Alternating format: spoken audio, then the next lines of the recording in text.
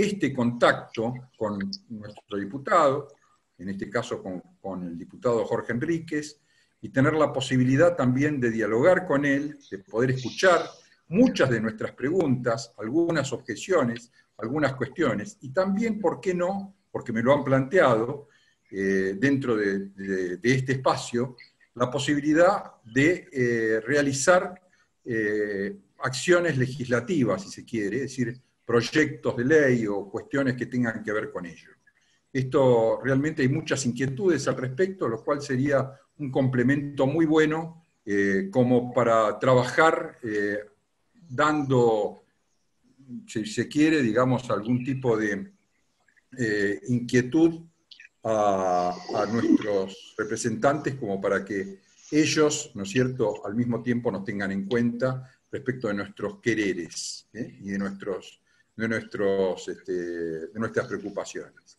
Entonces, en este grupo, que digamos ya es de todos, no es mío, sino que es de todos los que están acá y muchos otros que por ahí se van a ir incorporando, que me han comentado que se van a incorporar después más tarde porque tienen algunas ocupaciones. Bueno, vamos a escuchar entonces al diputado Jorge Enríquez acerca de estos temas del COVID-19, en donde se me ocurre plantear, tanto como para romper el hielo, ¿no es cierto?, si este famoso COVID-19 no ha convertido a la República en una dictadura. Y a partir de allí, bueno, lo escuchamos a él, con todo gusto. Bueno, antes que nada, muchísimas gracias a todos por estar esta tarde. Voy a tratar de no excederme de más de 20 minutos para abrir un espacio amplio de preguntas. Las preguntas las van haciendo por chat privado. Además, veo que se está grabando, lo que es bastante positivo. Yo no tengo problema en que las cosas que digo hoy se puedan ver dentro de un tiempo, porque no, si algo me ha caracterizado en mi vida política es tratar de ser coherente con lo que siempre he pensado y con los principios con los cuales he comulgado. Bueno, el tema de este gobierno arranca, para hacerlo sintéticamente, en el mes de diciembre pasado, argumentando. Yo no voy a entrar en esto porque si no es un tema que la verdad que es tan cíclico, porque siempre nos echamos la culpa los unos a los otros y muchas veces no nos ponemos a pensar que cuando estamos hablando de lo que pasó en el pasado, no tenemos en cuenta, y por eso quedamos siempre anclados en el pasado, que si hacemos una revisión de los últimos 100 años, vamos a descubrir que en 91, de esos 100 años, vivimos con déficit fiscal, que la deuda pública no fue la que contrajimos nosotros, sino que evidentemente hay temas que son estructurales, hay temas que nosotros pudimos haber resuelto y la verdad que no pudimos resolverlo por muchísimas razones. Cuando digo nosotros me refiero al gobierno de 2015-2019. Entonces, quiero arrancar en el 2019, no por un criterio adanístico como siempre tuvo el kirchnerismo, sino para señalar que lo primero que se nos presenta es qué papel vamos a tener como oposición, sobre todo gente que recién se asomó a la política con el PRO, en consecuencia se habían acostumbrado mucho a las mieles del oficialismo. La visión que uno tiene cuando es oposición es absolutamente distinta. Nosotros pensamos que tenemos que ser una oposición, yo que vengo de la Unión Cívica Radical lo tenía muy claro en esto, una oposición que sea constructiva, una oposición que sea crítica, pero que permita moldear una alternativa, porque no es la Argentina, lamentablemente el partido peronista ha tenido tantas gamas de matices. Ahora fue liberal en la época de Menem, ahora fue de izquierda en la época de los Kirchner, y haciendo una situación bamboleante, también tuvo su coqueteo inicial con el fascismo.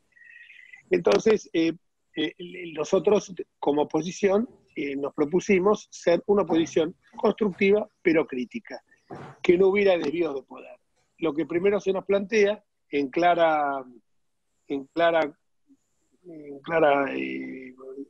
controversia, en clara contradicción con la Constitución Federal, es un cúmulo de emergencias, eran 9, después quedaron reducidas a 8, la novena era muy grosera porque era directamente que en la emergencia el presidente de la República podía designar, sin control de la oposición, a todos los miembros de los entes reguladores, ya sea del gas, de la luz, etc.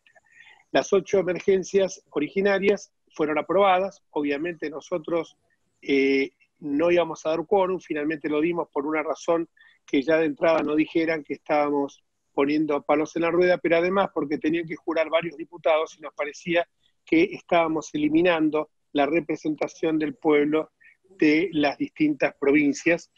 Eran diputados de todos los colores políticos que no habían podido jurar en la jornada del 10 de diciembre. Entonces aprobaron con nuestro voto en contra las emergencias, dijimos claramente que se estaba otorgando la suma del poder público, en clara, contradiciendo la disposición tan clara del artículo 29 de la Constitución Federal. Vino el mes de enero, en el mes de enero solicitaron que le diéramos la posibilidad de que esto me pareció razonable, porque incluso nosotros no podíamos darnos de bruces con lo que habíamos sostenido anteriormente, la posibilidad que se pudiera, se le diera la posibilidad al gobierno de reestructurar la deuda, tanto la deuda pública. Esta facultad nosotros también la ejercimos, pero bueno, luego vino el tema de la solidaridad fiscal, ahí la cuestión fue distinta, de ahí la cuestión dividió un poco las aguas, no todos votamos en el sentido de aprobar el tema de la solidaridad fiscal, los que, bueno, me imagino que acá hay contadores, saben a qué me estoy refiriendo. Nosotros generamos un auténtico federalismo fiscal. Este federalismo fiscal incluía que las provincias tenían que adecuar sus estructuras tributarias a las normas que fijaba el Estado federal.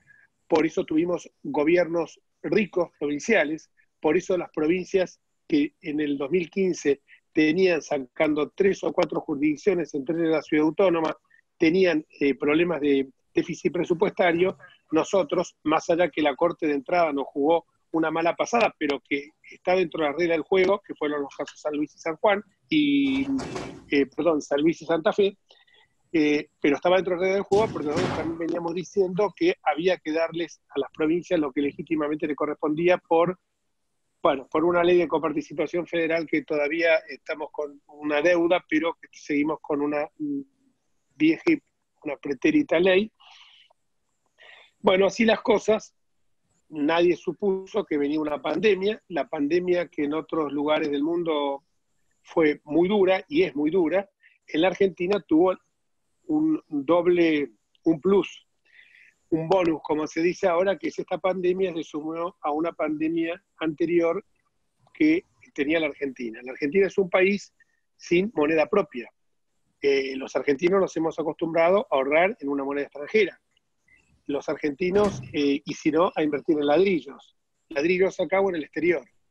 Y sabemos que si 6 millones de personas durante todo este tiempo compraron dólares, no es que esas personas sean todos millonarios a los cuales hay que poner un impuesto a la riqueza, sino que esas personas buscan en el dólar el refugio para ponerse a resguardo de inflaciones y hiperinflaciones como hemos vivido en los últimos años. Cualquiera que tiene uso de razón sabe que eso es lo normal. Yo era chico, alguien que compraba dólares era vituperado, poco más. Yo me acuerdo que tenía la libreta de la caja de ahorro con sus sellitos, con sus timbres, donde iba uno ahorrando y se generaba una cultura del ahorro. Eso obviamente desapareció. Por eso digo, a esta pandemia se sumaron otras pandemias, la pandemia económica, una deuda externa que nosotros no la generamos, una deuda externa que venía de antaño, una deuda externa que incluso en algunos momentos se llegó a pagar un 70% del plus, porque el señor Kicillof, hoy gobernador de la provincia de Buenos Aires, llegó a pagar en un momento dado hasta intereses punitorios, pagó 3.600 millones de dólares de intereses punitorios, cosa que en las negociaciones internacionales jamás ocurre esto. Es claro que el ejemplo que está marcando Kicillof es que hoy envalentona a los acreedores externos de no negociar porque saben que a la larga se va a terminar pagando como pagó él sin chistar, con la plata que según él le habían dejado exhaustas las arcas del Estado provincial, María Eugenia Vidal, con la plata que quedó ahí pudo pagar más de 254 millones de dólares sin chistar.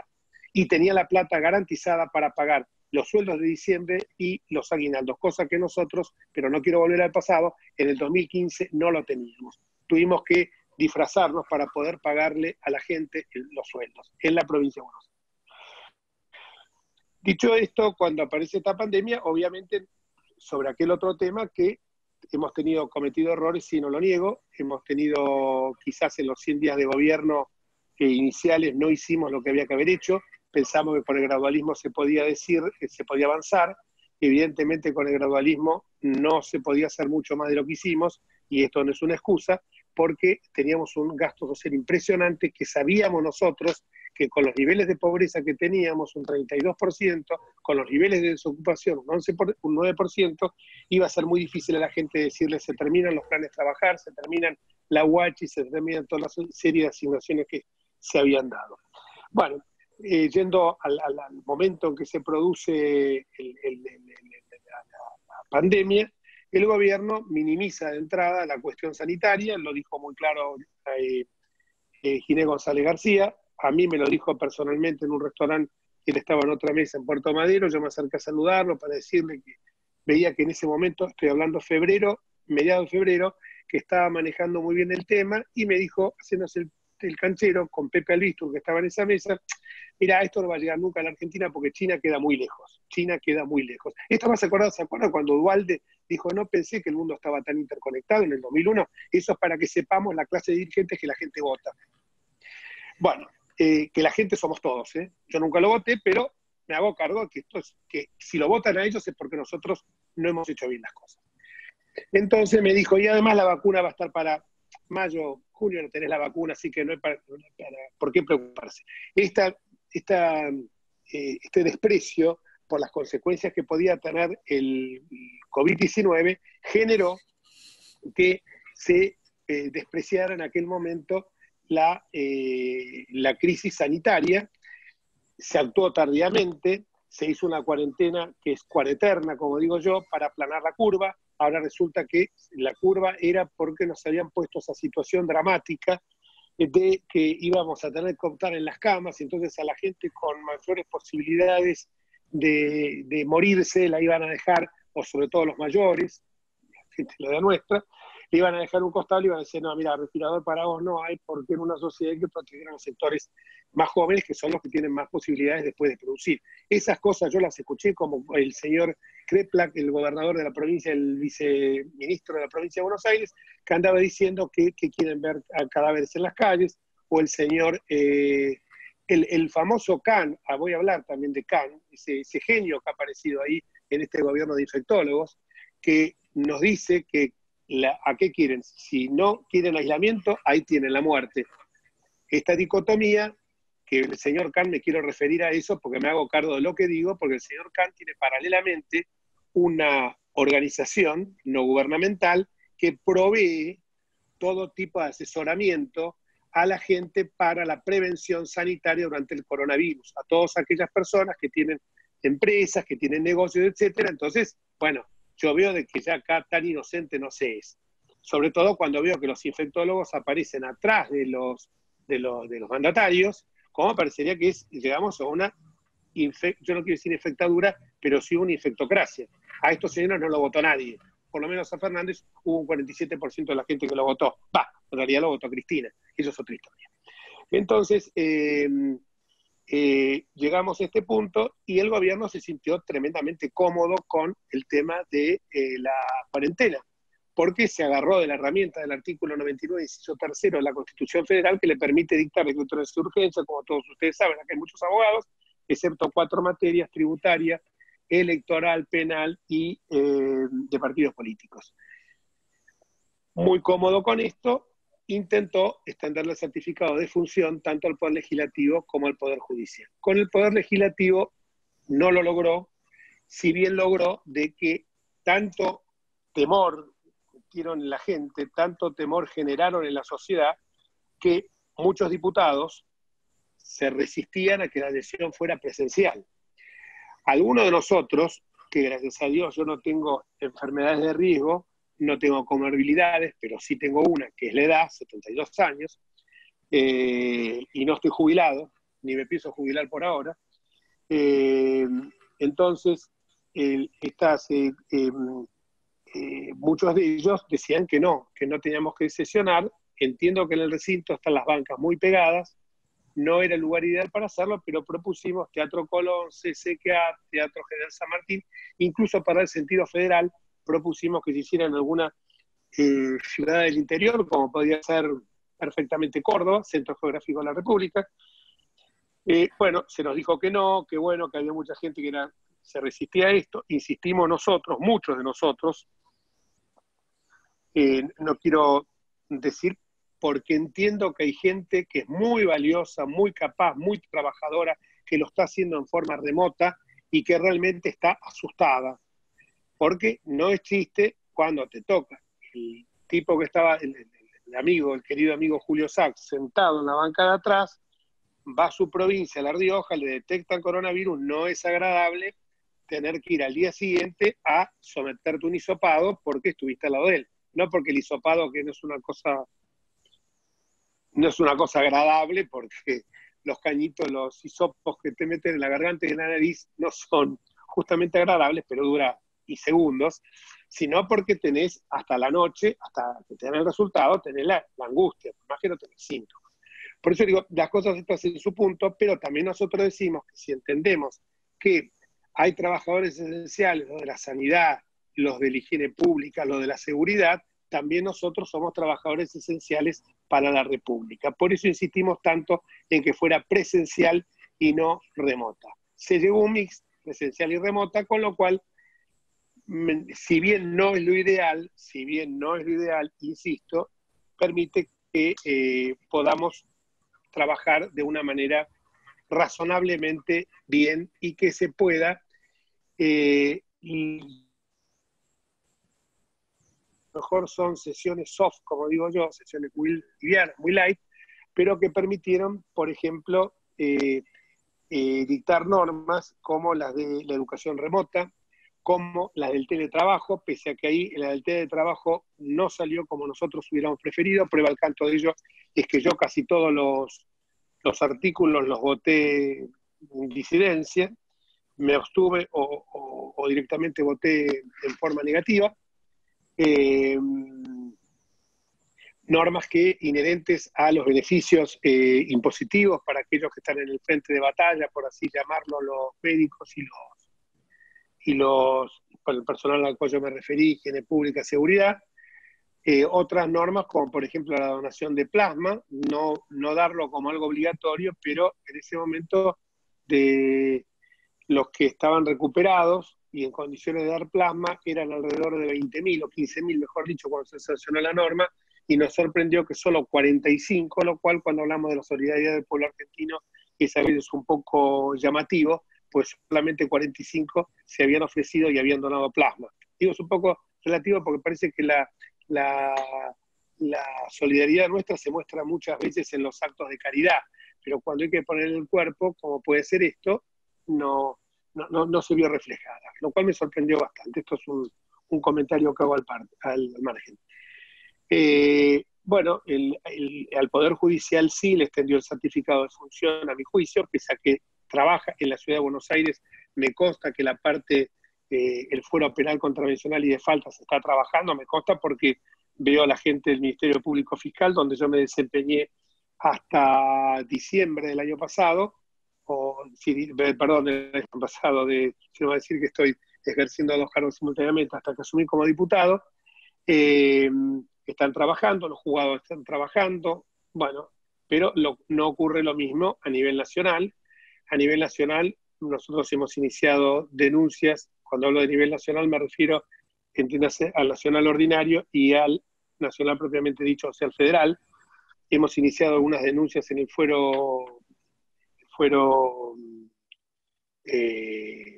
penal, en el fuero criminal y correccional federal, denuncias que han abarcado desde el presidente de la República, desde Félix Kraus, bueno, y denuncias vinculadas también con sobreprecios, etcétera.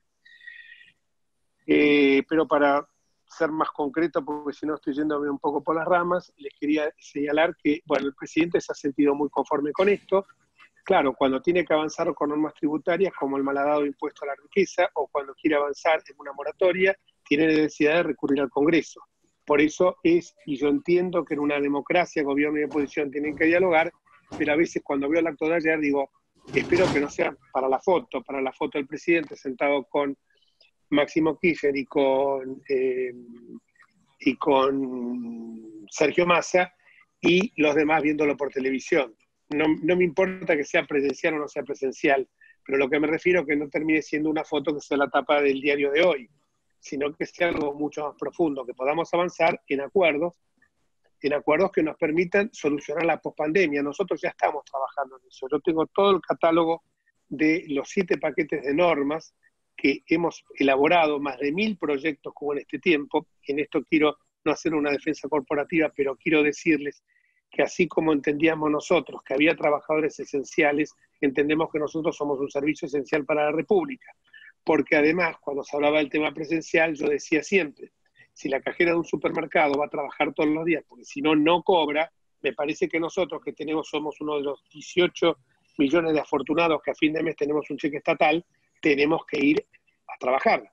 Me parece que no podemos, yo desde que empezó la cuarentena, mejor dicho, desde después de Semana Santa, cuando ya entendí que la cuarentena, a mi juicio, no era necesaria, empecé a ir diariamente preservando el personal mío, porque el personal que trabaja conmigo no tiene por qué ir a trabajar, mejor dicho, no los tengo por qué exponer cuando ellos lo pueden hacer en forma remota, y generé guardias para evitar que se pudieran producir contagios. Pero yo, en ese caso, que tengo una responsabilidad política, sentía la necesidad de ir a trabajar. Y sobre todo cuando veo que toda la fantochada de planes que intentó hacer el gobierno, como esos créditos, como los ATP o como las IFE, no están llegando a los destinatarios. Por ejemplo, tenemos caso concreto que el tema de la IFE lo ha cobrado un porcentaje muy ínfimo de gente, y que todavía hay gente que recién los primeros días de agosto va a cobrar la anterior. En el caso, como yo tengo las dos facetas, la pública, porque recibo un cheque del Estado, insisto, pero tengo la privada, que es donde yo tengo que poner y pagar impuestos, y que tengo que mantener una estructura, que es mi estudio jurídico, entonces tengo que pagarle a la gente. Y cuando yo le tengo que pagar a la gente, y encima una sociedad de inmobiliaria que nosotros tenemos, que alquila locales, esos locales no hoy están rindiendo ningún tipo de rentabilidad porque están cerrados. Y yo no puedo ponerle una pistola en la cabeza a la gente y decirle, me hace el gobierno cuando dice que los alquileres se rebajen un 50%, que paguen el 50%. No pueden pagar un peso, gracias a Dios que me pueden pagar el ABL o AISA. Yo digo, la gente tiene razón a criticar, porque yo, como veo las dos caras de la moneda, entonces veo lo que yo tuve de mis ahorros pagarle a la gente. Porque además esa gente, en el 50% de los casos, no sé por qué motivo, no recibió el ATP. Y los ATP no son concesiones graciosas del gobierno, sino que van a las empresas, o en este caso una pyme, como podría ser un estudio, una mini pyme, llámenlo como quieran, porque en esos casos no va a mí y yo le doy a ellos, no, va directamente a sus cuentas, por eso tiene que tener su CBU, por eso tiene que tener su cuenta bancaria. Entonces, bueno, estas son las dificultades que nosotros vimos que avanzaron. Todo esto salpicado con que, con esto ya concluyo porque no quiero irme muy, así que ustedes pueden preguntar lo que quieran.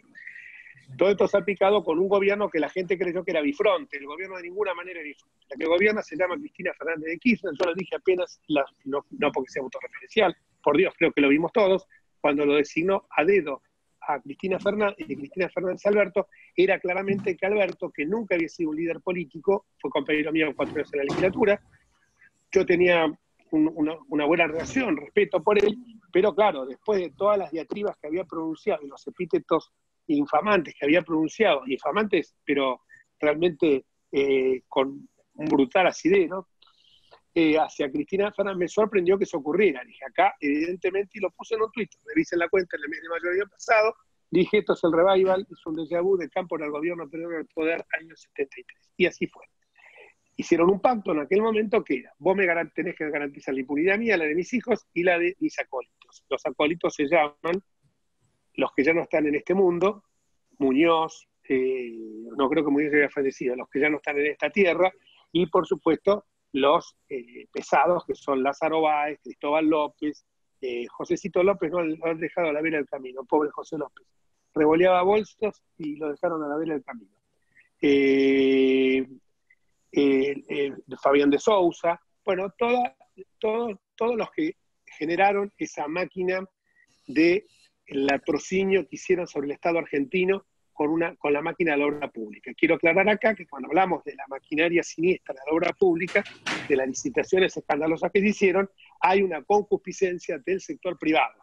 Léase 80 empresarios de la Cámara Argentina que se vieron beneficiados con la obra, y acá no nos hagamos los tontos, porque acá en muchos casos sabemos, por razones hasta profesionales, que esta gente coimió para tener las obras. Entonces, esto hay que decirlo con todas las letras, porque si no parece que el gobierno, el Estado argentino, el pueblo argentino se dividirá entre réprobos y elegidos, que los sectores privados son todos unos angelitos y que toda la escoria se junta en el sector público. Y esto es, la escoria está en los dos lados. Hay gente buena en los dos lados y hay gente que es corrupta en los dos lados, porque para que exista el delito tiene que haber dos partes. Esto es como el tango, se baila de dos. Y esto quedó demostrado claramente en la causa de los cuadernos. La causa de los cuadernos demostró palmariamente de lo que se trataba acá. Y de lavado de dinero, de Otesur, de los hoteles, del Calafate, etc. Esto salpicado con que Cristina, obviamente, que es la dueña de los votos, pide que se le garantice un plan de impunidad. Por un lado, plan de impunidad que ya empieza a desarrollarse al poco tiempo y colateralmente con la cuarentena. Lo vemos con las excarcelaciones, lo vemos con el escándalo vudú, lo vemos cuando Félix Kraus desiste de la denuncia de Otesur y los Sauces, y así vamos viendo cómo de repente, amparado en algunos resquicios legales, y esto, si quieren lo podemos hablar, el tema Lázaro Báez, amparado en algunos resquicios legales y en una justicia que funciona a dos velocidades, hay un trabajo muy interesante en esto de la diputada, de una periodista, Paz Rodríguez Nil, que habla de, muy bueno, es que habla de la defección estratégica. Es una teoría de un alemán que dice que cuando la justicia va viendo, teoría descrita por un alemán, pero en la Argentina, respecto de la Argentina, que cuando uno va viendo, los jueces, cuando van viendo que los aires políticos van cambiando, se produce una defección estratégica para reubicarse hacia los nuevos tiempos que se avecinan. Lo vemos todos los días esto, o sea, no hace falta que yo les tenga que venir a explicar de qué estamos hablando. Este plan de impunidad va también con la necesidad que Cristina Kirchner satisfaga los intereses de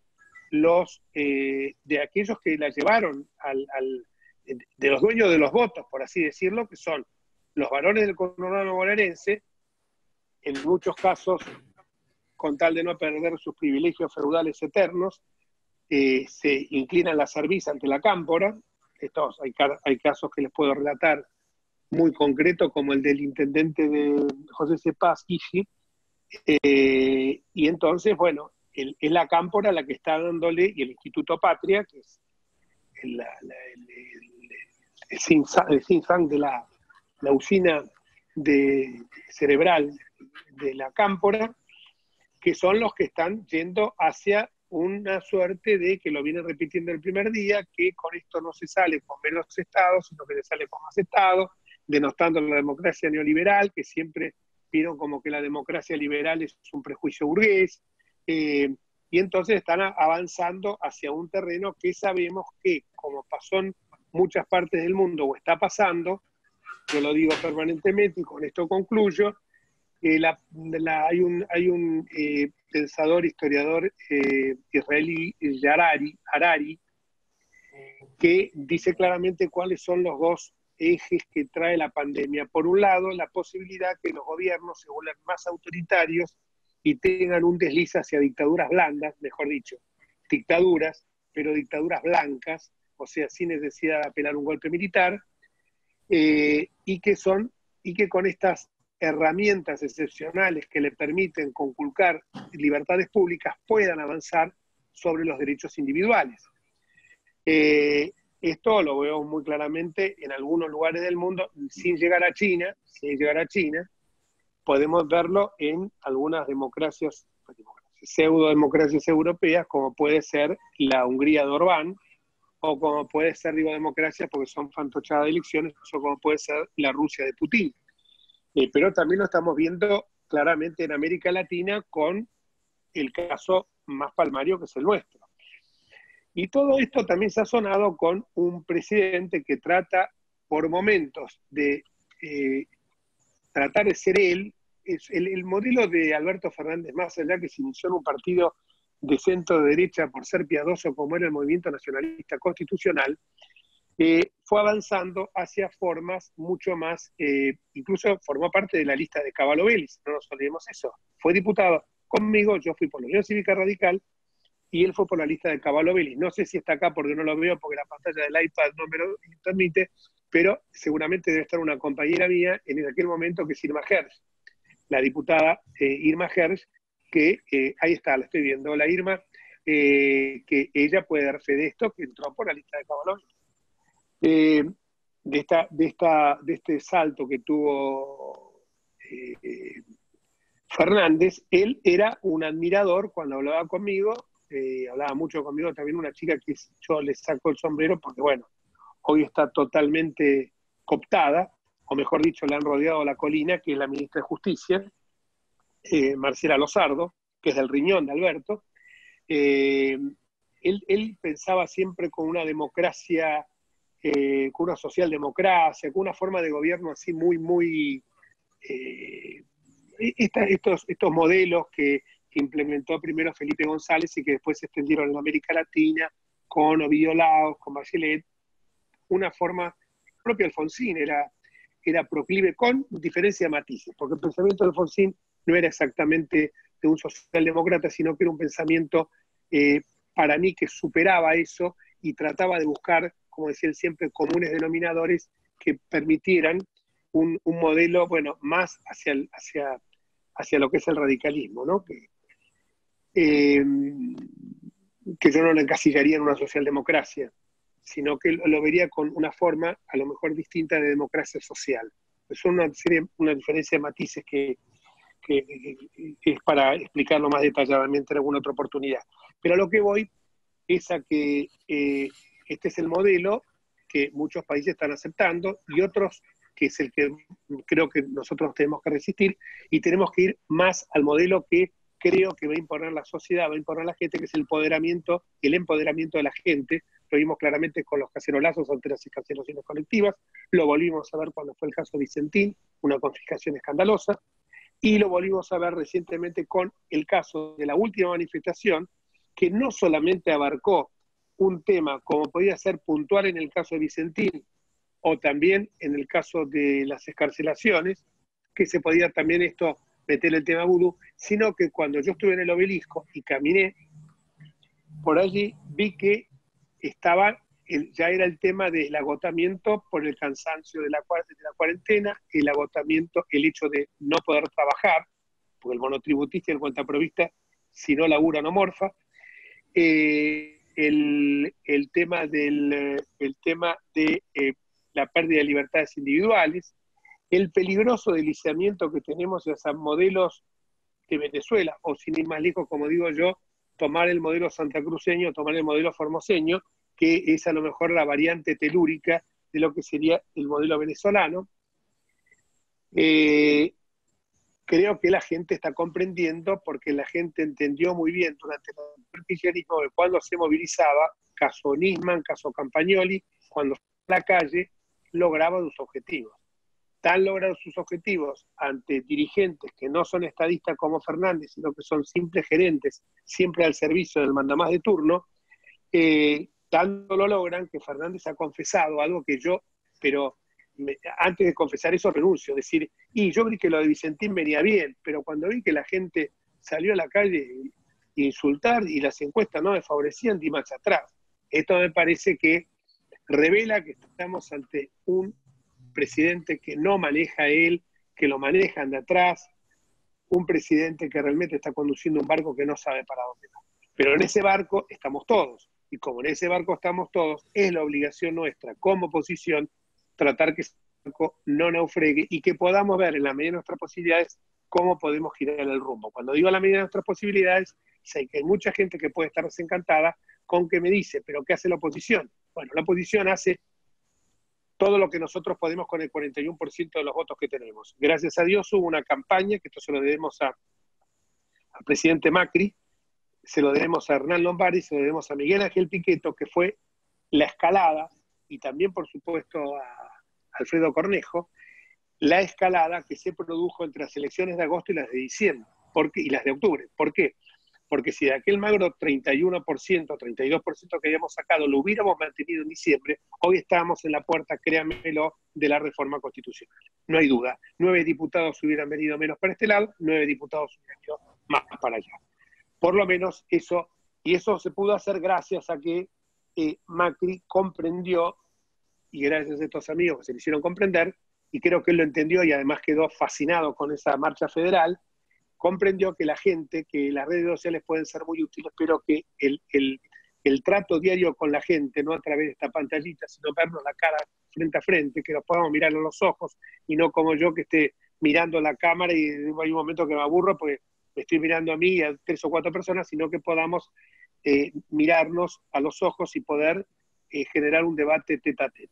Por eso es que insisto también, volviendo al tema anterior, el tema del Parlamento, que el Parlamento justamente viene del italiano, de parlare, y para parlare tenemos que estar frente a frente, y que muchas veces también no ha sucedido tanto, sacando ese brote feroz y en algún autoritarismo que tuvo la expresidenta o la virtual presidenta cuando le cerró el micrófono a todos los senadores. Eso no ha ocurrido en diputados, pero no es lo mismo estar en el recinto que estar en el recinto en forma aislada, de que, por ejemplo, no se han tratado leyes complicadas, pero muchas veces yo lo viví en los 2 periodos anteriores, que las leyes por ahí había que modificar algo y que uno por ahí se acerca a la bancada opositora y dice, mira, no es por acá, estás metiendo la pata, si sacás esta norma, tené cuidado porque acá hay una X disposición con la cual nos vamos a dar de patadas, esto va a ir al Senado, lo van a devolver. Entonces esas cuestiones se pueden hacer estando en el recinto. Porque además, sobre todo como en el caso mío, que yo me siento en la banca y leo todo, incluso hasta cosas que no me tendrían por qué importar, pero creo que si soy diputado tengo que estar para que me importe todo, aún aquello que no me gusta, o que no me gusta, que no es el métier mío. Hoy nos encontramos ante una situación que el panorama de la pospandemia es muy mal, no quiero ser apocalíptico, pero es un panorama siniestro. Salimos a la calle, vemos locales vacíos, pymes que se cierran, cualquiera tiene algún familiar que se quedó sin trabajo, una mayor desocupación, unos mayores niveles de pobreza, un Estado que siempre fue más Estado bobo, más Estado paquidérmico, más Estado elefantiásico, más Estado que no sirvió para nada. Un Estado que no sirvió para Cromañón, un Estado que no sirvió para prevenir, un Estado corrupto que generó la corrupción, que terminó con 52 vidas en el 11, que terminó con decenas y decenas de muertos en las inundaciones de La Plata, y así podríamos seguir hasta el infinito. Entonces, cuando a mí me dice más Estado, tengamos un Estado racional y eficaz. Esto no significa de que vamos a echar gente a la calle, pero vamos a tratar de ver cómo podemos hacer de que cada uno, y esto agarrémonos de la prédica de Perón, cada uno tiene, decía Perón, consumir por lo menos lo que produzca. Y acá resulta que hay 3 generaciones de argentinos que no saben lo que es producir. Y hay 12 millones de personas que saben lo que es mantener a esa gente. Ahí reconozco que ha habido errores nuestros, aumentamos el gasto social del 63% al 73%, pero evidentemente también pensemos que gobernamos durante 4 años con minorías en ambas cámaras. A mí me hace reír ahora cuando están pidiendo que lo vamos a hacer porque somos argentinos antes que cambiemistas, como dicen ahora, ¿no? Y lo vamos a hacer, pero a mí me acuerdo que yo hablaba con Agustín Rossi, y Agustín Rossi me decía, bueno, mirá, van a ir al recinto, que esto que el otro, cuando el presidente del bloque era Nicolás Mazot, entonces hablábamos, che, van a ir a... Mira, ustedes junten el quórum, después nosotros vamos al recinto y le votamos en contra. Ah, viejo, ¿qué negocio es este? Yo junto el quórum para que vos bajés y me votes en contra. Y encima que yo me tenga que quedar callado frente a todas las infamias que decían ellos, porque claro, es como me dijo Graciela Camaño, qué feo es el opositor, porque ser oficialista de minoría, porque te pueden pintar la cara y vos, para no generar más debate, cuando acordaste una ley que sirve al país, porque sirve porque está sirviendo en el gobierno tuyo, que vos crees que la ley más sensata, te tenés que bancar todo. Ahora ellos lo que piden es que nosotros banquemos todo lo que hacen ellos. No, muchachos, nosotros somos una oposición que vamos a seguir siendo una oposición crítica, pero queremos ser alternativa de gobierno. Y lo que está mal, sobre todo lo que está mal en el terreno institucional, que es lo que más nos preocupa a nosotros, lo vamos a estar denunciando permanentemente. La oposición ha elaborado más de 1000 proyectos de todo tipo, que arranca hasta el tema de los argentinos varados en el exterior, hasta normas que revolucionan totalmente el sistema tributario argentino, no solamente para la coyuntura de la pandemia, como es, por ejemplo, esta moratoria que quiere el gobierno, que me parece que tiene que ser, sí, la moratoria, como decimos nosotros, desde los impuestos que se devengaron, desde la pandemia para adelante, pero a mí que no me metan con los impuestos para atrás, que meta a todo el mundo, porque esto hace que la gente se fomente la industria del cumplimiento.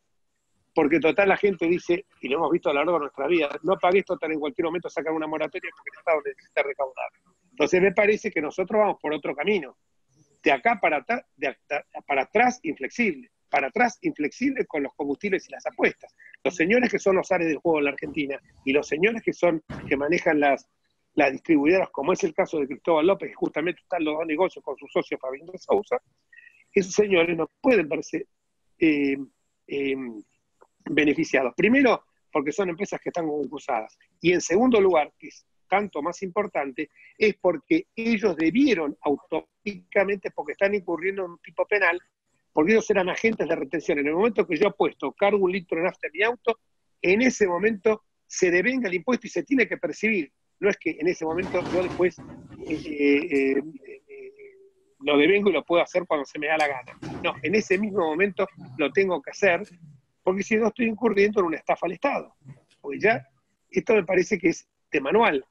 Ese tipo de cosas nosotros no lo vamos a aceptar. O sea que, volviendo a lo que hemos hecho, hemos también intervenido activamente, vía remota, en las comisiones donde se planteó. Vuelvo a insistir, pedía el ministro, como pasó con Frederick en el tema del ciberpatrullaje.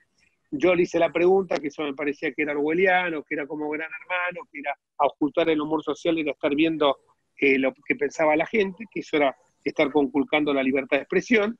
Bueno, ella me respondió lo que quiso, diciendo que era antropóloga. La verdad que una antropóloga en cara de la seguridad, la verdad que pueden dormir tranquilos. Por las dudas, no sé, ¿viste? Pero aseguren bien las puertas cuando se van a dormir.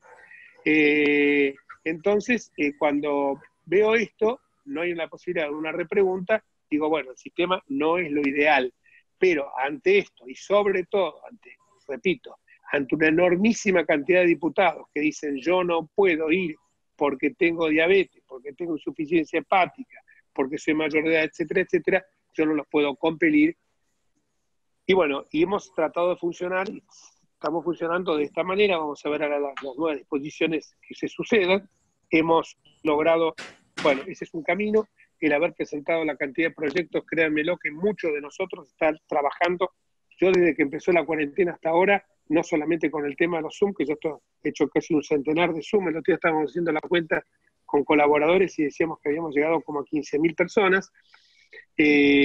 Más allá de eso, que es trabajo, evidentemente, puedo estar en mi casa, en mi estudio, etcétera, muchos los he hecho desde mi oficina en el Congreso, pero evidentemente si a eso le sumamos que uno tiene que escribir porque le gusta, si uno tiene que participar de los Zoom oficiales porque es su obligación, uno tiene que manejar redes sociales.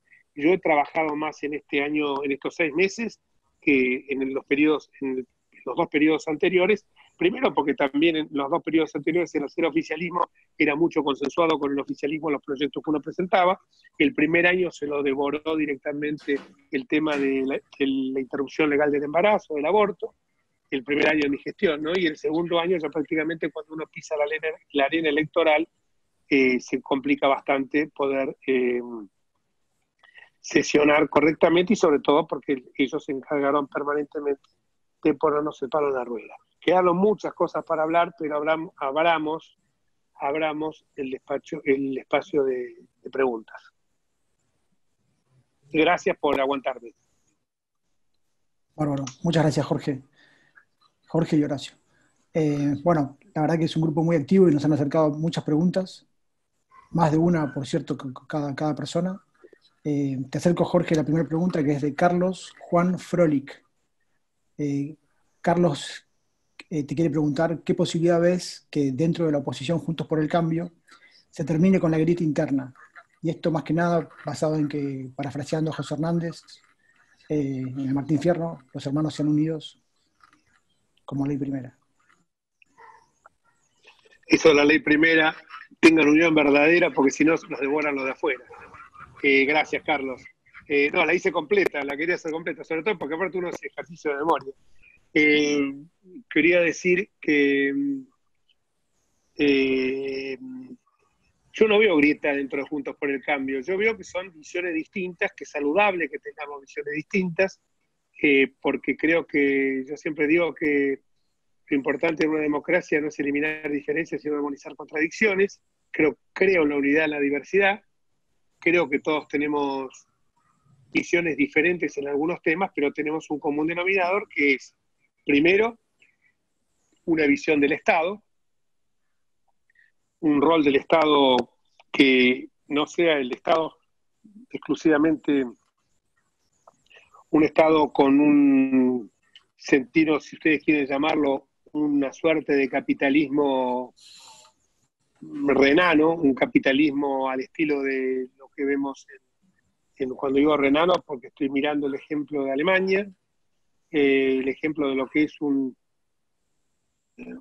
capitalismo donde no es un capitalismo anulante, ni tampoco es un socialismo de Estado, que en definitiva es un socialismo despiadado, que en definitiva es un capitalismo también de Estado, sino un modelo que se basa en el trabajo, en el mercado, en la libre participación de la gente, que no se opone al Estado, pero que no se opone al mercado, pero que exige que, basado en el trabajo, en la empresa, que no se opone al mercado, pero exige que el Estado, que el mercado esté subsumido a la necesidad del Estado para satisfacer los intereses generales de la sociedad. Cuando hablo de los intereses generales de la sociedad, queda al descubierto, que digo, mejorar el sistema de salud pública, perfecto.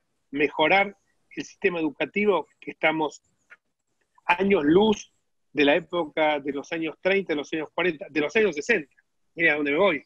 Los años 60 todavía teníamos una educación digna. Yo soy fruto de esa educación de los años 60.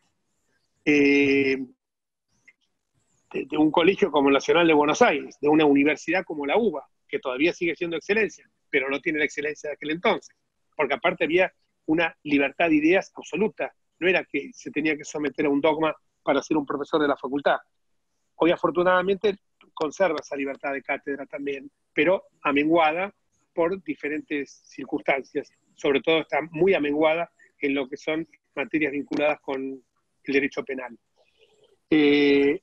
Ese creo que es los principios de solidaridad y subsidiariedad del Estado, la defensa irrestricta del Estado de Derecho, las instituciones de la República, que no son frases sueltas, sino que son los pilares, los principios liminares de la República. Eso es lo que tenemos en común todos. Después puede haber diferencias distintas entre el radicalismo, entre el PRO, aún las hay en algunos temas dentro, hay ejes transversales que dividen por ahí entre nosotros, generan opiniones diferentes en otros temas. Pero la oposición nuestra, créanmelo, que los 116 diputados, cuando nosotros nos podemos discutir, que no nos vamos a convencer entre nosotros para ver cuántos cargos me tirás o cuántos cargos te tiro yo a vos, como hace el peronismo, que disciplina así con la billetera a la gente, nos ponemos de acuerdo, y si a alguno le pareció ayer a lo mejor que Elisa Carrió es absolutamente respetable, y eso es lo bueno, sabernos que nos respetamos en las cosas que no hacen al fondo de la cuestión. Yo me asombraría si hubiera alguno de nosotros que dijera, bueno, vamos, no sé, no se me ocurre ahora, designar a un juez como Canicoba Guarral, pónganle, que llegaran a un acuerdo para un disparate así, o que llegaran a decir, bueno, cuando fue el decreto 457, miren, el decreto 457, la gente, lo que pasa es que los analistas políticos, afortunadamente, cuando me refiero a analistas políticos, me refiero a Pagni, me refiero a Zuleta, Morales Solá, Martín Di Natale, bueno, etcétera, Escribano, Claudio Escribano, dijeron todo lo mismo. El hecho más importante, yo hablé con casi todos ellos, me dijeron, che, ¿qué pasó con esa decisión donde querían la derogación del decreto 457? Y digo, mira, para hablar en lenguaje vulgar, fue fulbito para la tribuna, porque nosotros sabíamos que eso no iba a salir, no nos iba en el coro. ¿Sabes lo que me dijeron? ¿Cómo están a veces sumergidos en cuestiones de coyuntura? Ustedes no se dan cuenta que ese fue el hecho más importante que generó la oposición, pese a que no sacaron el objeto, porque la gente lo que muchas veces pretende es que logren el objeto, y cuando tenés el 41%, cuando enfrente tenés una mayoría que encima te han costado 3 diputados nuestros, porque éramos 119, vos tenés que conformarte con estas cosas, de decir, bueno, dimos la pelea, la perdimos, pero la dimos, eso es lo importante. Tenemos el 41%, ellos también juegan, nosotros no somos los dueños de la pelota, no la tuvimos antes la pelota cuando éramos gobierno, que teníamos que negociar, hoy tampoco la tenemos, y sobre todo con regímenes presidencialistas. Entonces, yo no veo ninguna grieta en la oposición.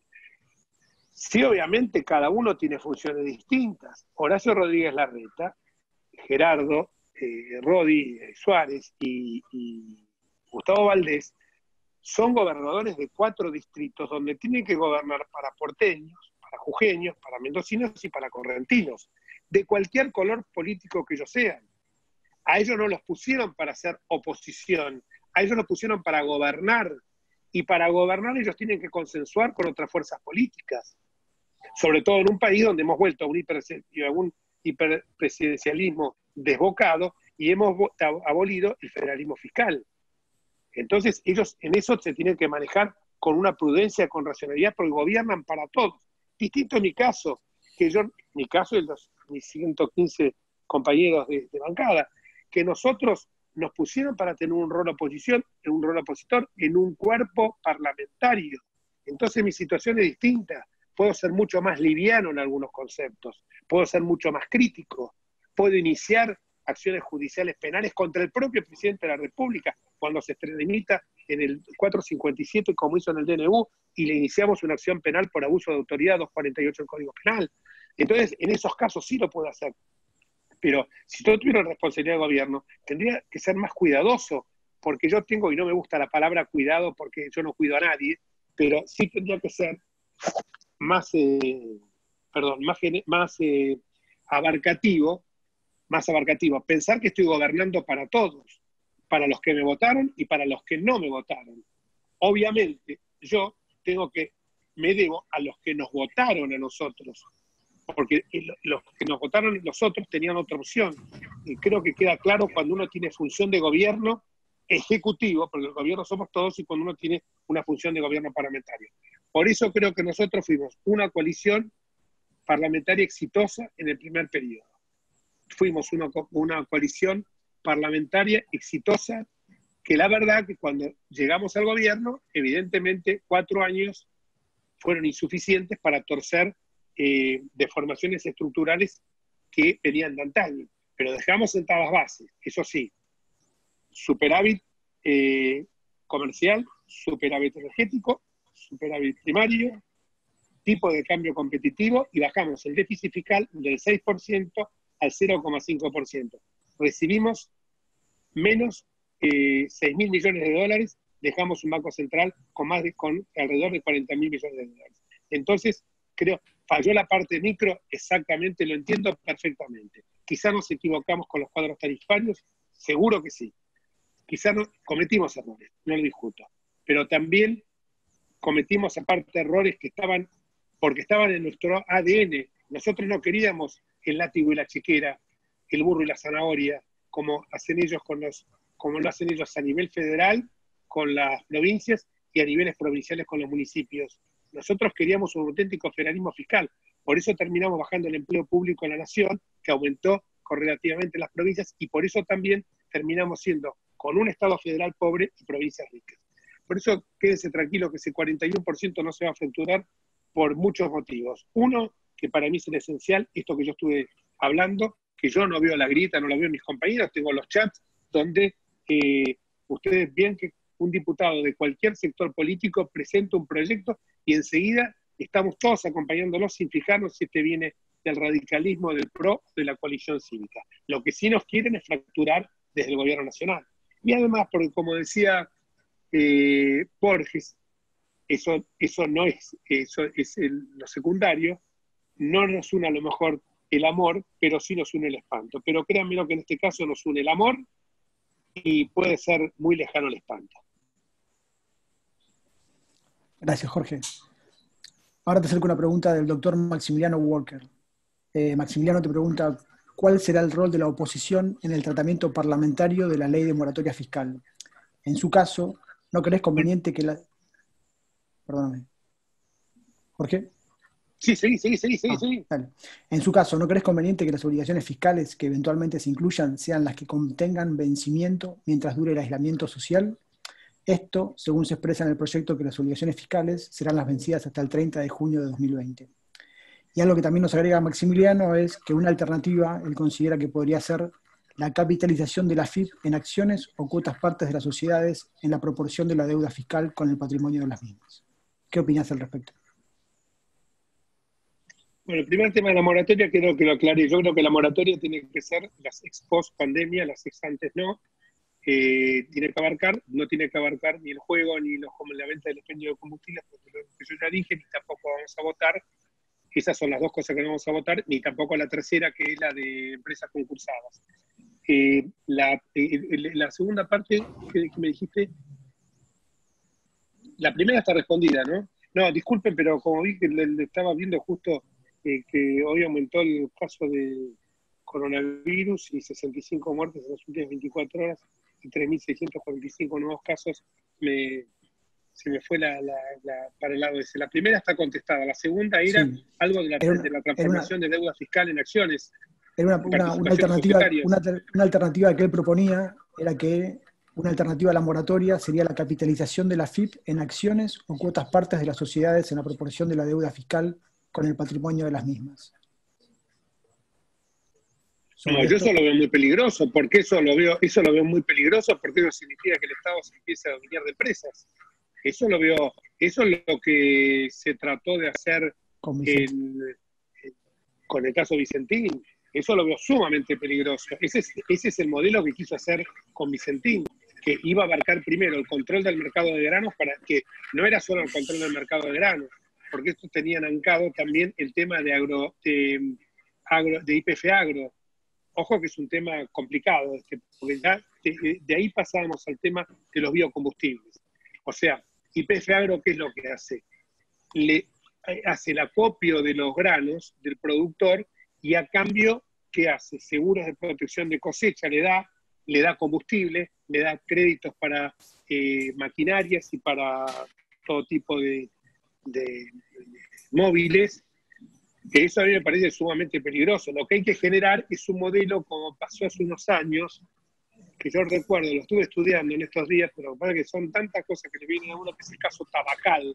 Tabacal era un ingenio en Salta que se hizo de otra manera totalmente distinta. Tabacal estaba concursada. Lo que se alentó fue que el Estado se hizo cargo de la empresa, pero con el compromiso que cuando esa empresa, de parte de la empresa, la ayudó, pero con el compromiso que apenas esa empresa se reactivara, generaba el suficiente atractivo como para que vinieran inversores externos, que es lo que efectivamente ocurrió. Pero esto no, porque me parece que vamos a ir hacia un Estado empresario. Y ya cuando uno escucha hablar por ahí que resucitó, parece Aldo Ferrer, con el de vivir con el... que Aldo Ferrer nunca lo comprendí, pero bueno, podía ser que en aquella época, cuando lo dijo Aldo Ferrer, era un mundo que no había autopistas informáticas, era un mundo que no estaba interconectado, pero hoy hablar de vivir con lo nuestro me parece una besanía, una locura total. Gracias, Jorge. Ahora te acerco una pregunta de Celeste Basermanas. Celeste, esta es la consulta que hace. Es sabido que esta gente que está hoy en el gobierno no respetan las instituciones ni la voluntad del pueblo. ¿Cuál es el plan en el caso de que Alberto Fernández pretenda seguir gobernando a través de DNU? ¿En qué momento se le va a poner un freno a la prórroga de la cuarentena?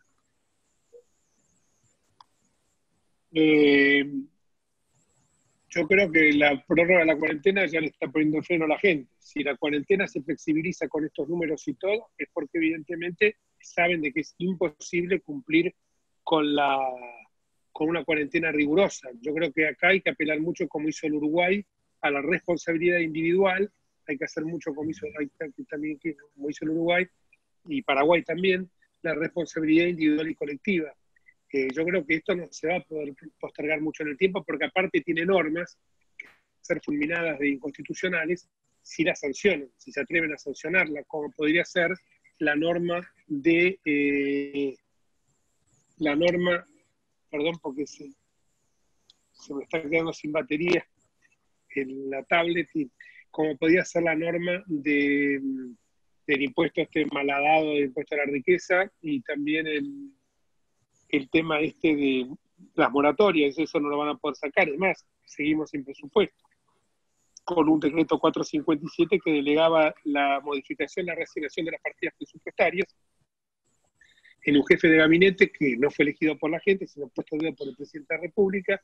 O sea que en definitiva el presidente se delegaba a sí mismo, porque es en definitiva eso, que se delegaba a sí mismo la facultad de reasignar partidas presupuestarias, porque es un empleado del presidente de la República, el jefe de gabinete, con la concepción que tiene en nuestro sistema. Si estuviéramos en un sistema parlamentario, semiparlamentario, la situación sería diferente. Yo creo que, me parece que creo yo que la cuarentena se va a flexibilizar necesariamente ahora, y creo también que la gente ya no da más. O sea, no da más el triángulo que yo hablaba recién, de la parte que hablé al principio, no sé si lo expliqué, un triángulo que se compone de tres patas, de tres lados, que es el lado sanitario, no solamente con planeamiento, detectar, diagnosticar, aislar, sino también con las secuelas que son tratamientos oncológicos que no se hacen, revisaciones o chequeos periódicos que no se pueden realizar, gente que está pasando muy mal, con situaciones de depresión, de angustia, de ahogo, de aislamiento, de consecuencias de aislamiento severísimas. Y bueno, ese es un lado. El otro lado es el lado económico, ya estamos viendo la faceta tremendamente grave que está produciéndose, a eso ya hablamos antes. Y el tercer lado es el lado institucional. El lado institucional no sé hasta cuándo se va a poder aguantar esta situación totalmente, o por lo menos parcialmente, sin funcionar. Bárbaro, gracias Jorge. Bueno, acá tengo una serie de preguntas que nos acerca Marcelo Canoff. Me voy a tomar la licencia nos mandó 4 o 5 preguntas, de seleccionar 2 que sé que te va a entusiasmar responderlas. Una es, ¿cómo se puede detener el avasallamiento que sufre el Poder Judicial? ¿Sí? Y la segunda es, ¿cómo enfrentar el estallido social que va a venir cuando la pobreza supere el 50%? También las 2 preguntas no eran las más agradables para contestar. ¿Cómo el estallido social? Repetímela porque me entusiasmé cuando me dijiste que me entusiasmaba responder. La primera es, bien, por eso fue una ironía. Sí, obviamente. La primera es, ¿cómo se puede detener el avasallamiento que sufre el Poder Judicial? ¿Qué sufre? El Poder Judicial. Bueno, me parece que el Poder Judicial es un poder independiente que tendría que adecuar. Nosotros, más que recomendar, más que declarar nuestra preocupación, no podemos hacer. El Poder Judicial es un poder absolutamente independiente. Ellos dicen que están trabajando, la Corte, me consta que ha sacado resoluciones, o sea, pero a los niveles inferiores, evidentemente, no se está. Preguntando a cualquier abogado que haga derecho laboral o derecho civil, comercial, etcétera, que sabe que la situación la está pasando muy mal. La gente no ve satisfechas las pretensiones que esgrimió el Poder Judicial. Hay gente que yo no es que me haga, lo veo en mi vida personal, en todo lo que es desarrollo profesional, que no es incompatible con mi cargo de diputado. no veo que los juicios, ningún juicio avanza, la mediación directamente no se pueden realizar, las mediaciones. Es una justicia que está trabajando en las cuestiones más urgentes. En la ciudad no lo vemos tanto porque el fuero más potente en la ciudad, como ustedes saben, hay dos fueros básicamente, que son el penal contravencional y de faltas y el contencioso administrativo y tributario. Esos dos fueros, el contencioso administrativo y tributario, sacando los casos de amparo, el resto está trabajando media máquina. Los penales, la necesidad impone que esté trabajando, me consta que los juzgados y la fiscalía se están trabajando. Ahora, ¿cómo podemos hacer nosotros? Me parece que tiene que haber acciones más decisivas y juicio de parte del colegio, los colegios profesionales. Me parece que una república tiene que tener los tres poderes en pleno funcionamiento. Nosotros las denuncias que estamos haciendo desde ya le dan cauce, primero porque las hacen diputados y segundo porque estamos insistiendo, pero está mal eso también. No porque la hagan diputados tienen que tener coronita.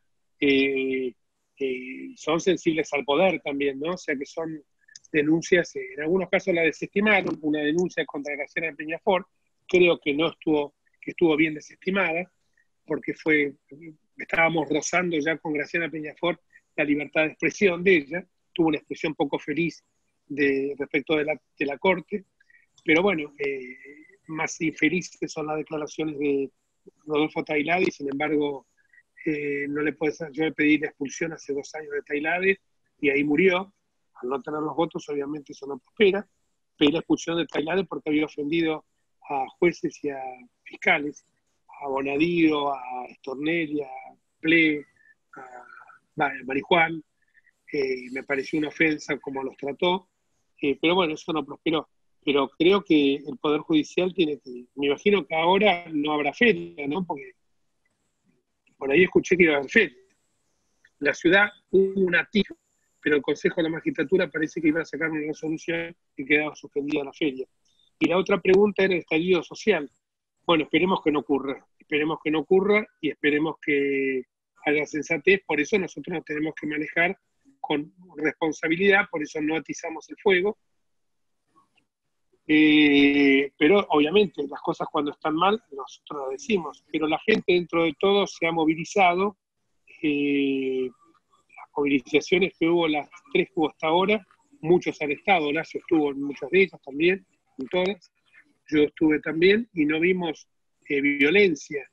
Hay siempre grupos provocadores, como el famoso hombre mortero el día que se pretendía votar, que queríamos votar una ley de jubilaciones, que dicho sea de paso, hoy estarían mejor los jubilados, y nos denostaron tanto con eso, por Dios, que en la situación que se encuentran actualmente. Gracias, Jorge. Bueno, hay muchas preguntas que recibimos que ya las fuiste respondiendo en toda tu presentación, ¿no? Pero sí, alguna otra más. Sí. Todas las que quieran hacer. Sí.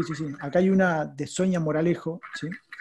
Que Sonia te pregunta, ¿qué proyectos concretos hay para achicar el Estado y que al mismo tiempo contemple el tema de no dejar a las personas sin empleo y sin protección social, sin las asignaciones? Es una ecuación un poquitito complicada, pero creo yo que nosotros, en una época de oro en Argentina, que fue el gobierno de Frondizi, un tío mío era en ese momento, por un azar del destino, presidente de YPF, Manuel Enríquez, y él me contaba siempre, ya de grande, porque en esa época era chico, de 62, Frondizi fue 62, 58, 62, él contaba siempre que para retener a la gente de YPF, ingenieros geólogos, ingenieros en minas, ingenieros bioquímicos, tenía que, porque la gente se iba al sector privado, estaba en ese momento, había llegado a la Argentina la Panamérica, la ESO, era el boom famoso, ¿se acuerdan de Comodoro Rivadavia?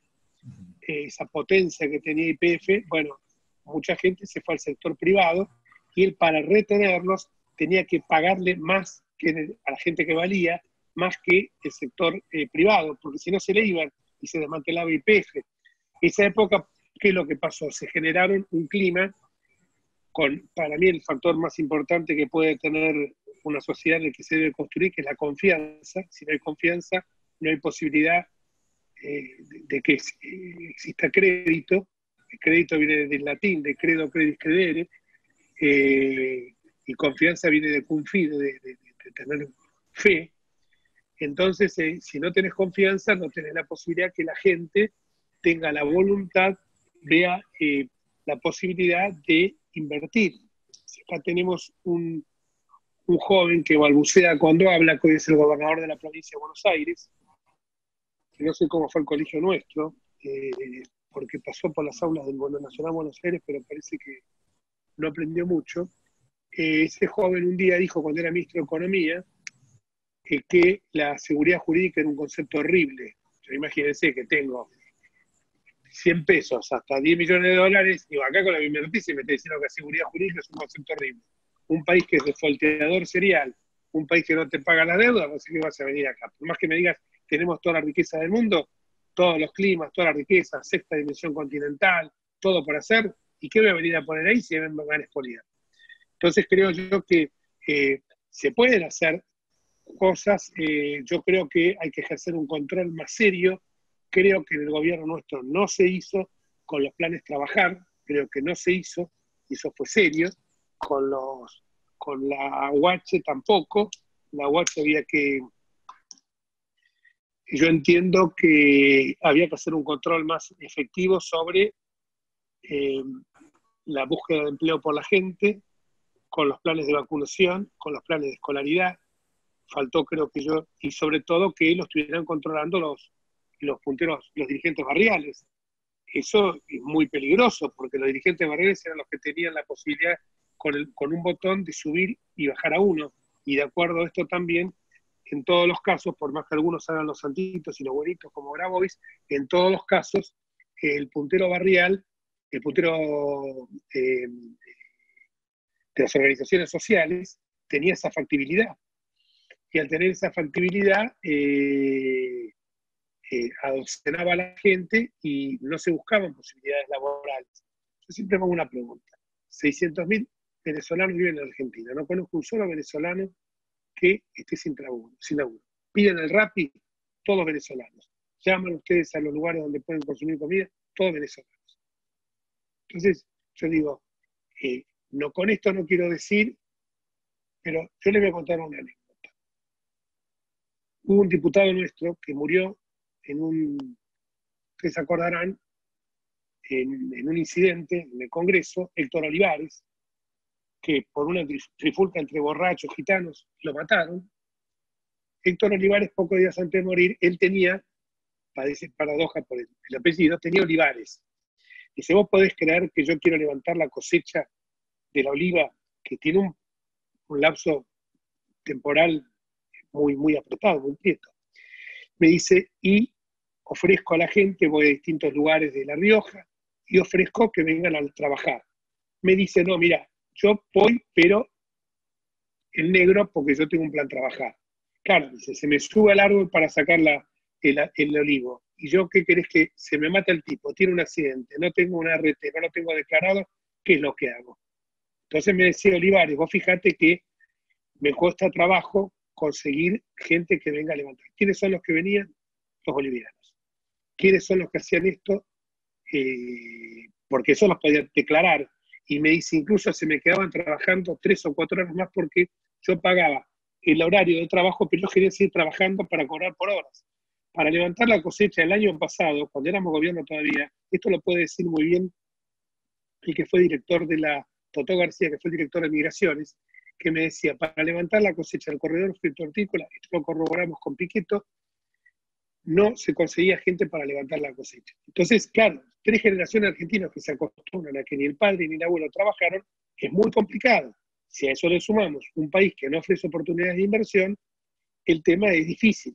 Pero tenemos que ir desactivando eso porque evidentemente nosotros pensamos que el Estado es algo, hay un ensayo que lo recomendamos siempre con colaboradores míos del año 46 que se llama Nuestro pobre individualismo, es un ensayo de Borges.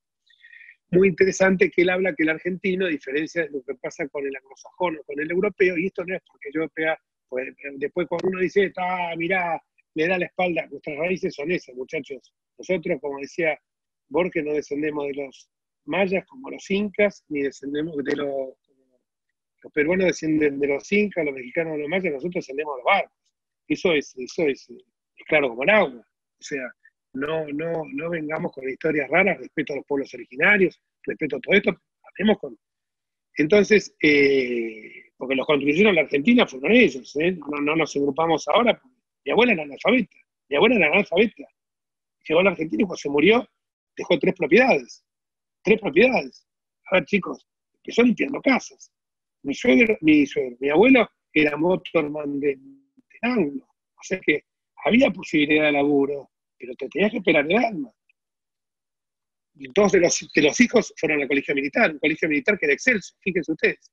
Madre analfabeta, gallega, hijos colegio militar. O sea, había una movilidad social ascendente. No me vengan a mí. Entonces yo digo, cuando hablo de esto, me dicen, bueno, no, pero vos tenés que... No, tengo que pensar con que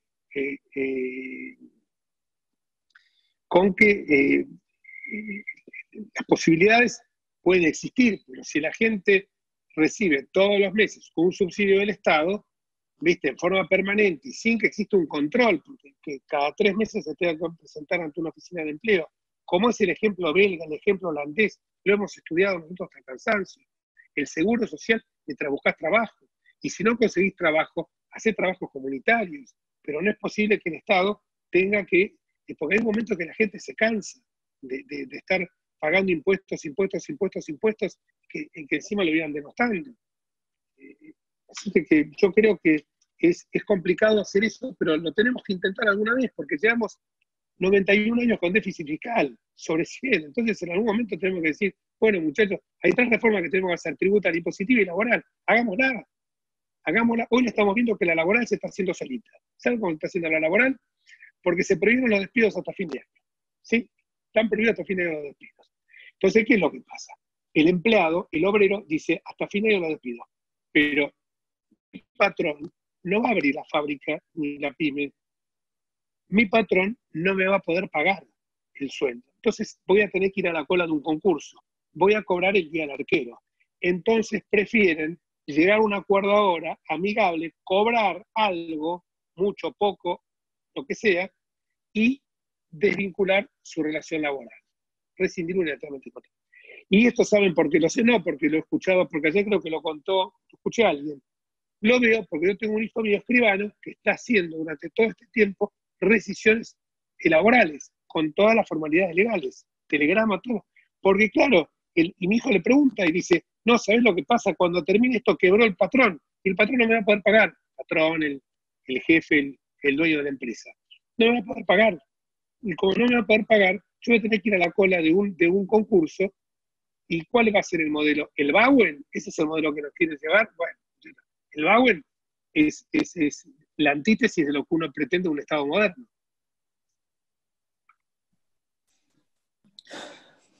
Sí. Bueno, si te parece, hacemos las 2 últimas preguntas. Esta es de Mónica Barral, ¿sí? Y te pregunta, ¿qué medidas se están tomando para frenar el avance sobre la libertad de expresión en las redes y en los medios?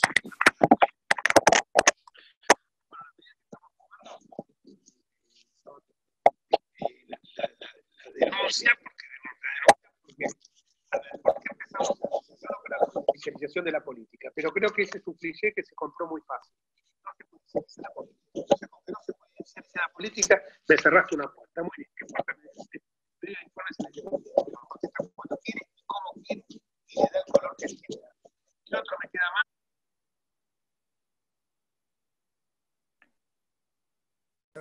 Es algo lírico. Además no tenemos la fuerza para sacarlo a la fuerza de los números. Entonces, muchachos, ¿qué estamos hablando? Entonces nos queda eso, pero no denunciar por denunciar. Denunciar cuando se cometen atropellos, denunciar cuando se cometen ilícitos. Denunciar como hemos denunciado nosotros ahora a Miriam Lewin, porque va, aunque me guste o no me guste. Chico. Cuando fue ahora el aniversario de los 30 años, creo que de Página 12, me pidieron de grabar un video. Todo el mundo se asombró porque me dijo, están las antípodas ideológicas. Grabé el video y dije que estaban las antípodas de Página 12, pero que yo, como Voltaire, daba mi vida para que Página 12 pudiera seguir expresando, aunque sean opiniones contrarias a las nuestras.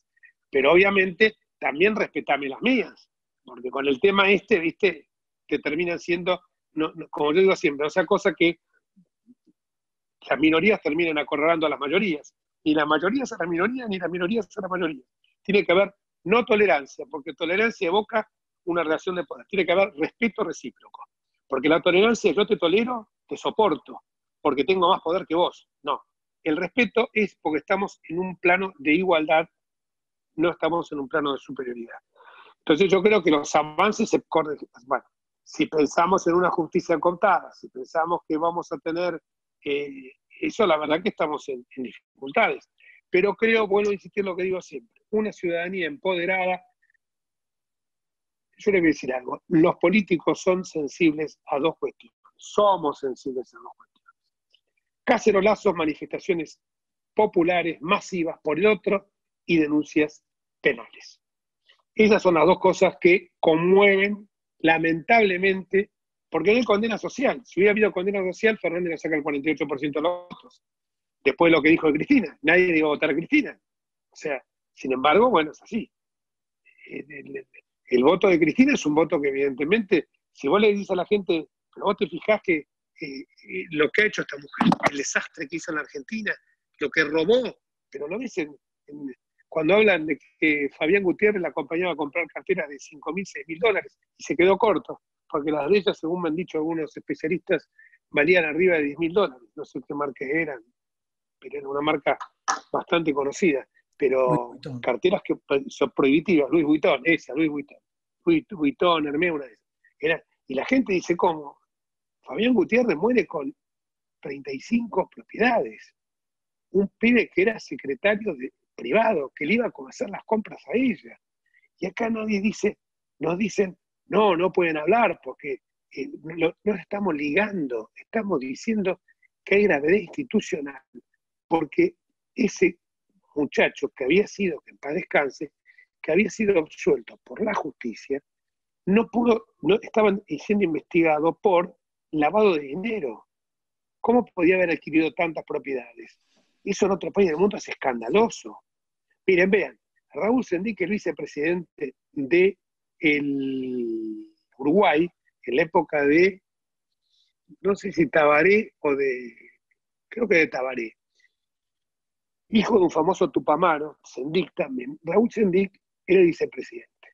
Le descubrieron un tema con la ANCAP, la petrolera uruguaya, que creo que era algo así como $300.000. Escándalo. Renunció. Le descubrieron que en una tarjeta de crédito había gastado $3.000 sin justificación. Renunció. Acá en la Argentina, eso es Heidi. Eso es Heidi en la Argentina. Es un juguete. Si vos decís, vamos a meter preso un tipo porque coimó por $300.000, encima creo que lo termina insultando, le dicen idiota, hubiera robado más. Ese es. Hay un libro muy bueno, yo que estoy en recomendar dos libros, El hombre mediocre de José Ingeniero, que tiene que ver mucho con lo que decíamos de nuestro propio individualismo de Borges también, que el argentino descree del Estado y lo ve como una cosa abstracta de la cual no tiene nada que ver conmigo. El Estado es un gigante al cual yo tengo que ver cómo le puedo sacar lo máximo posible. Se transforma en un botín el Estado en un determinado momento también, como fue en el caso de los crisis. Pero está el otro libro de Un país al margen de la ley, el de ese filósofo extraordinario, mentor de Alfonsín, fallecido muy joven, Carlos Nino, Un país al margen de la ley, donde habla de la anomia y de la anomia boba, del desprecio por las normas de la gente.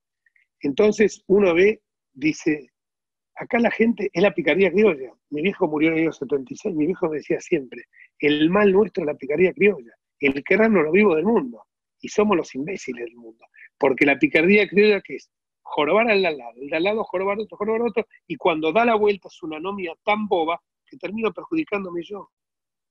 ¿Por qué me perjudico yo? Me perjudico yo porque en definitiva, cuando eso recorre el círculo, voy a ser también yo víctima de esa viveza. Y si no soy víctima de esa viveza, todas esas eslabones de la cadena generaron gastos o generaron un latrocinio del Estado que lo voy a terminar pagando yo con los impuestos.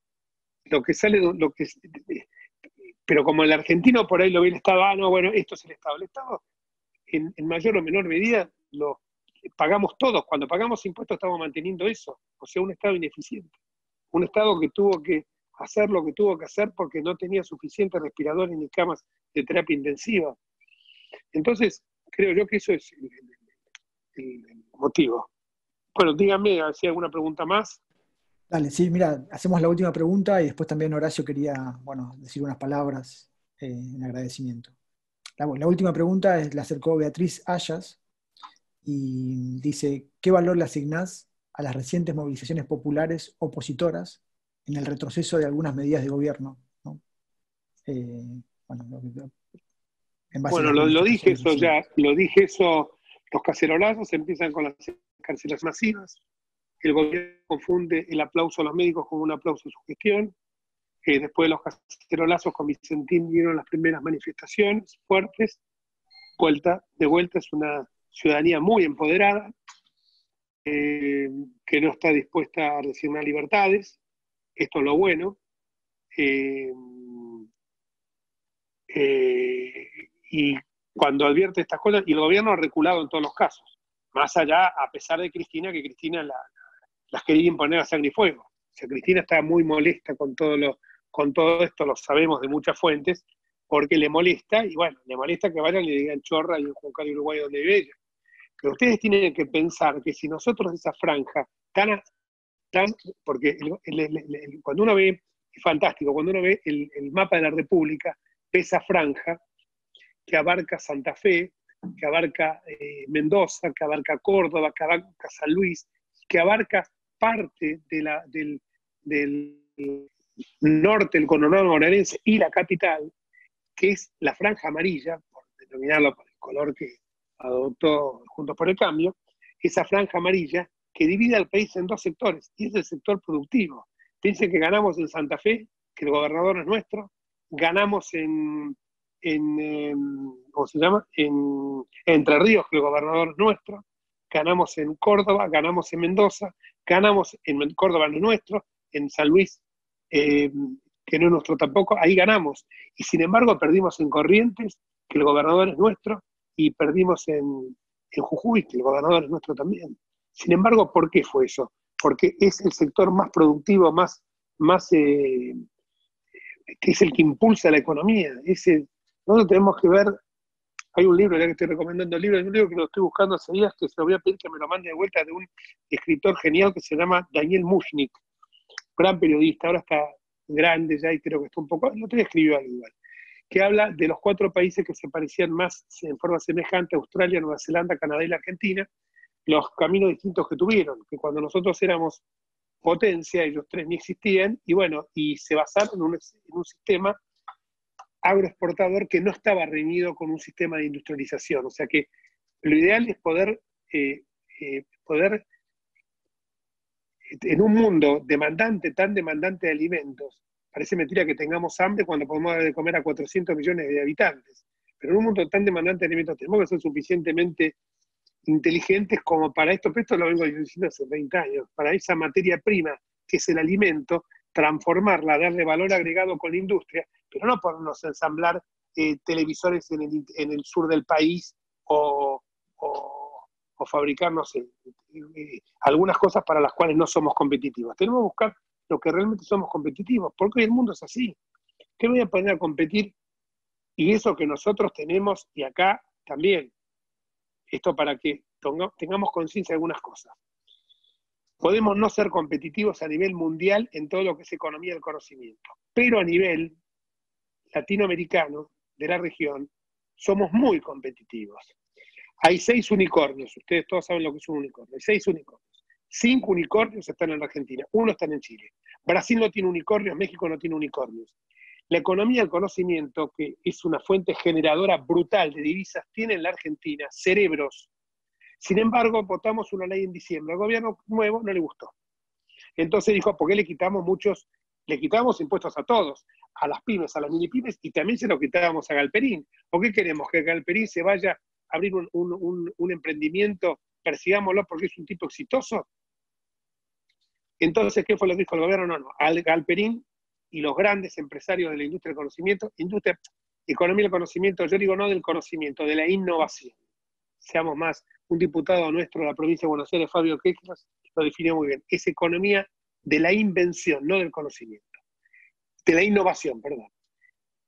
Entonces, ¿qué es lo que tenemos que hacer? Potenciarlo, pero démosle ventajas impositivas a todos, no solamente a un grupito, porque la diferencia con el resto del mundo, nosotros podemos hacer con el cerebro y con lo que somos, para lo que somos competitivos. El yuyo verde lo descubrimos nosotros, como dice la soja, lo descubrimos nosotros. Y eso permitió que en una época de bonanza, como otros países de América Latina crecieron, nosotros no crecimos lo suficiente porque tuvimos un despilfarro. Entonces, como habíamos también despilfarrado la joya de la abuela cuando decidimos privatizar empresas que eran, en ese momento, yo no digo que renunciemos a empresas que pueden ser esenciales para nuestro desarrollo. Yo no sé si en determinado momento conviene o no tener una aerolínea de bandera. Terraño entendía que no era necesario en aquel momento y que había que hacerlo en forma inteligente. A Terraño pobre lo denostaron hasta decir basta. Y Terraño decía, le damos el 49% a la escandinava, a SAS, a la sueca, le salieron diciendo que quería vender la soberanía del aire, la soberanía del espacio aéreo, se quedaba con la acción de oro la Argentina. Ahora, claro, si vamos a poner un grupo de delincuentes que cuando llega el momento de votar se dan vuelta como una media, y bueno, por más que sean nuestros, si van a ser cooptados, el problema no son los de afuera, sino somos nosotros. Eso lo tenemos que entender. Somos nosotros que nos salíamos con lo peor, como fue que el tema del petróleo con Eskenazi, y así podríamos seguir hasta el cansancio. Bueno, discúlpenme, los agoté, yo me agoté de hablar y les pido disculpas si a lo mejor los cansé, pero la verdad que me entusiasmo cuando hablo. Tengo pasión por esto, ¿qué van a hacer? Tengo 3 hijos, 5 nietos y no quiero que se me vayan del país. Y veo que cada día que pasa esa posibilidad la veo más cercana, pero me resisto a que ello ocurra. Bueno, Horacio cambió de lugar, ahora Horacio está en la pantallita de Graciela Dragone, no sé cómo hizo eso, pero la tecnología es maravillosa. Porque es la mujer. Pero ya podés activar el micrófono, Horacio, así que cuando quieras puedes hacer el cierre. Agradecer a toda la gente que ha participado junto con nosotros en este espacio virtual, en donde le estamos encontrando un sentido al espacio precisamente que hemos creado. Y que es en parte tener perdonen la expresión, tener una pata en el Congreso. Esto significa tener la posibilidad de hacer cosas desde la oposición, estar juntos, ¿no es cierto?, muy juntos todos, para hacer, digamos, una alternativa de gobierno más adelante. Y mientras tanto, tener lo que se dice capacidad para hacer algo, que es adquirir poder. Esto es una manera también de concientizarnos a través de todo lo que nos dice Jorge y estar preparados también, como muchos han solicitado acá dentro de este espacio, la posibilidad de desarrollar ideas o cuestiones que desemboquen finalmente en proyectos de leyes que puedan ser tratadas en el Congreso o no sé, pero con toda sinceridad, una usina de pensamiento que me parece muy importante y de pensamientos coincidentes. Entonces, no me resta otra cosa más que agradecerles a todos y fundamentalmente al expositor, a Jorge, por habernos dedicado este tiempo y habernos explicado muchísimas cosas que se están haciendo. Creo que estoy muy satisfecho con todo lo que ha sucedido hoy. Así que bueno, muchas gracias.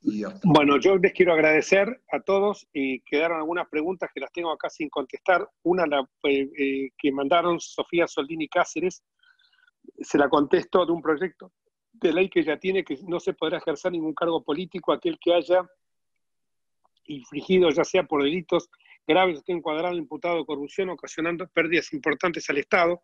Bueno, esto está en un proyecto de ficha limpia. Tenés razón, Sofía, cuando decís que lo ves difícil de aprobar este proyecto porque lo tenían que aprobar los mismos a los que se les quiere prohibir. Eso estoy totalmente de acuerdo, pero el proyecto de ficha limpia ya venimos trabajando con Karina Banfi, con Marcela Campagnoli, con Silvia Los Penato hace rato.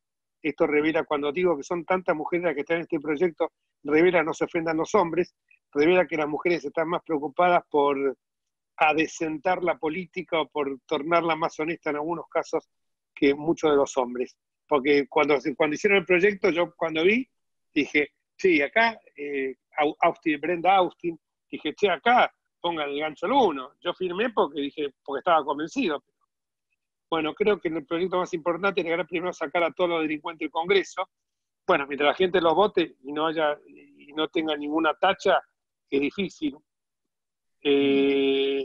Sobre todo cuando no pueden justificar como el caso de Máximo Kirchner.